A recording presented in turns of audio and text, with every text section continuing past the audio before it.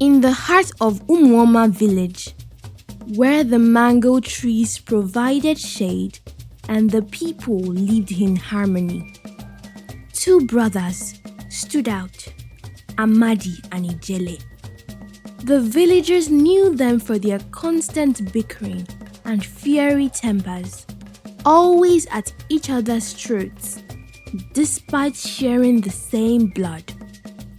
Amadi, the elder, was strong and responsible, a firm believer in tradition and the old ways. Ijele, on the other hand, was the embodiment of mischief. He delighted in pushing his brother's patience to the brink. Their father, Chief Obona, an honorable man respected by all, had long struggled to make peace between the brothers.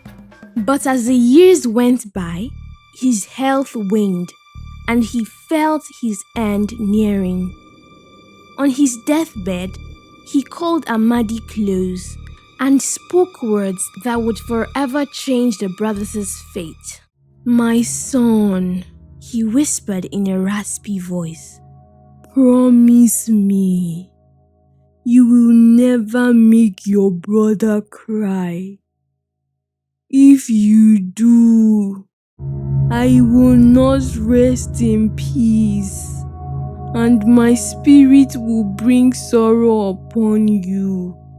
Amadi, burdened by the weight of his father's last wish, promised with a solemn nod. From that moment, the dynamic between the brothers shifted. Ijele, sensing his newfound power, became a terror in the household. Whenever Amadi tried to scold or restrain him, Ijele would taunt. "Do you want to make me cry? Go ahead and see what happens." Amadi, bound by his promise, held his tongue. Ijele's tricks soon grew from mischievous pranks to full-blown crimes. He stole from the market stalls, insulted elders, and gambled away what little wealth their family had. Ijele's antics soon escalated. He brazenly stole sacred artifacts from the village shrine, a place revered and held sacred by all in Umuoma. Despite Amadi's repeated pleas for him to return the stolen items and repent, Ijele scoffed and threatened to weep if Amadi forced the issue, leveraging the promise their father had extracted from Amadi on his deathbed. The situation worsened when the village chief priest received a revelation from the gods identifying Ijele as the thief. The news spread like wildfire, inciting outrage among the villagers. One fateful morning, a furious mob descended upon the brothers' home. They ransacked the place and found the stolen artifacts hidden under Ijele's bed. Both brothers were dragged into the village square where they were beaten mercilessly. The villagers could not distinguish between the guilt of Ijele and the perceived complicity of Amadi, who they believed had protected and thus enabled his youngest brother's sacrilege. Despite Amadi's protests and attempts to explain his difficult position, the beating was severe and unrelenting. Amadi wept his heart out that night, but not a single tear came from Ijele's eyes. Humiliated and bruised, Amadi and Ijele were banished from Umuoma. With no home to return to and their reputations in tatters, they fled the neighboring village of Umuezu, where the brothers found work as servants in the king's palace. For a time, peace settled between Amadi and Ijele as they began rebuilding their lives. However, The palace was not a sanctuary. The king's wives, particularly the younger ones, held a deep disdain for the brothers, considering them mere servants.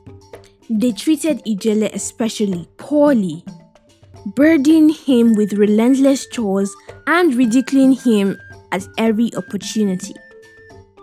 Things reached a breaking point when the king's newest wife, who had recently given birth, threw her baby's soiled clothes at Ijele, leaving him smeared and humiliated. Her mocking laughter echoed through the corridors, driving Ijele to the brink.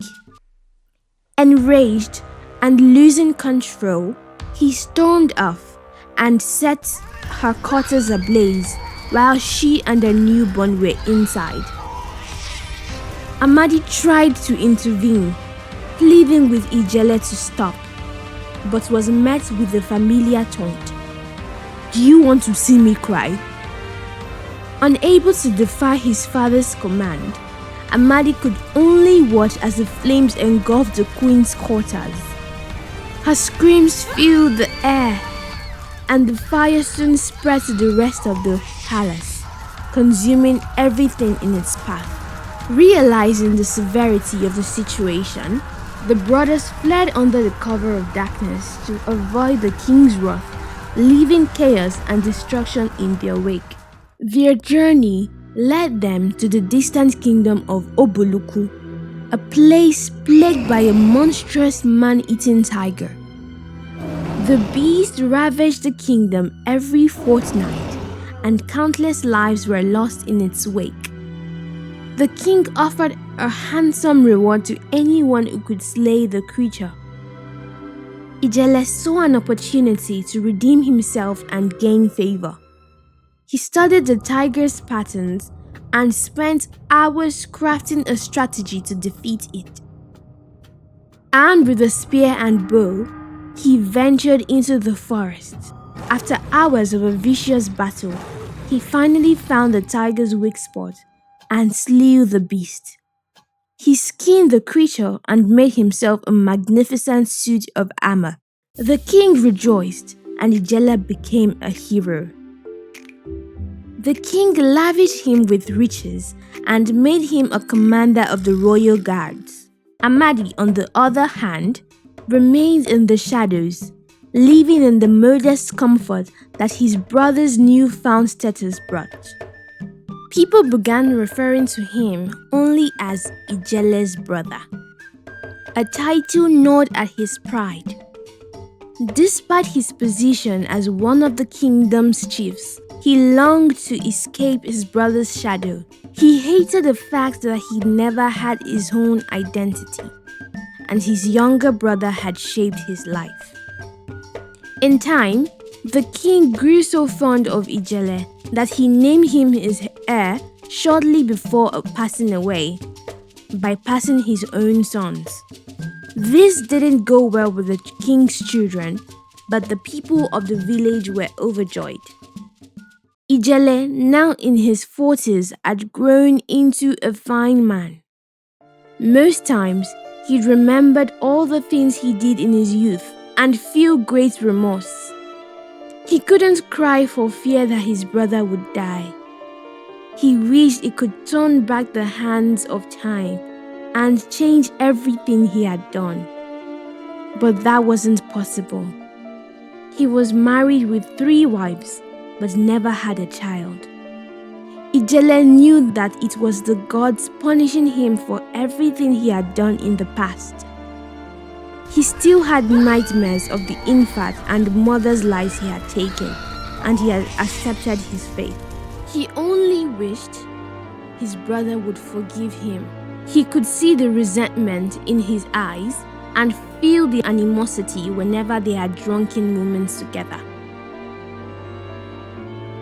Despite all his best efforts to make amends, he knew his brother Amadi would never forgive him. After losing their father's throne to a stranger, the king's children wanted nothing more than to reclaim it. But how could they take down someone that was invincible? They decided to approach Amadi, to help them with their plans, as everyone knew he wasn't fond of his younger brother. They offered to give him his own territory to reign over should he help them. Amadi saw this as an opportunity to escape his brother's shadow. He knew his brother wasn't entirely invisible. At his left side, just below his ribcage, was a weak spot. The weak spot was what had allowed Ijele to kill the beast so many years ago. Ijele had revealed the secret to him during one of their drunken moments together, hoping his brother, knowing his one weakness, would in some way help mend their broken bond. But now, the resentment festered in his heart. The king's son convinced neighboring towns that they too would benefit from Ijele's demise, and soon an army was amassed. Amadi, driven by his own bitterness, revealed his brother's weakness and joined the plot. The ambush was set. One morning, during a hunting trip, the conspirators attacked. However, the powerful king held his ground. He took them on and deflected everything they threw at him. His attackers couldn't believe what was happening. They began to feel he wasn't human. He was like a lion among sheep. It didn't take long for the feeling of impending doom to seize them. Just when they were about to give up on the attack, Amadi came out with some men. Ijele, seeing his brother, thought he had come to his aid with reinforcements, renewing his strength for the fight. He charged alongside his brother, sending the assailants running away. When he stopped to bask in his victory, he felt a sharp pain by his left ribcage. It had been decades since he had felt pain, and he almost didn't recognize it.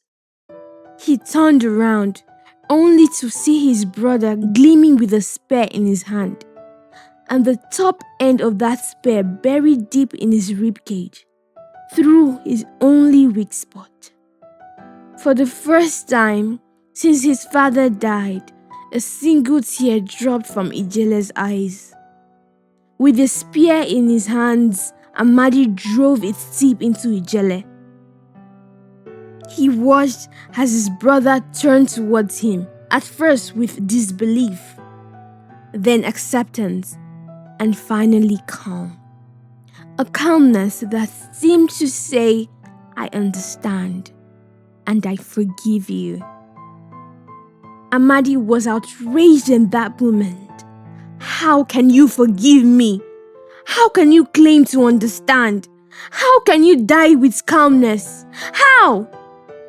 Then it happened, just before his brother's lifeless body fell to the ground.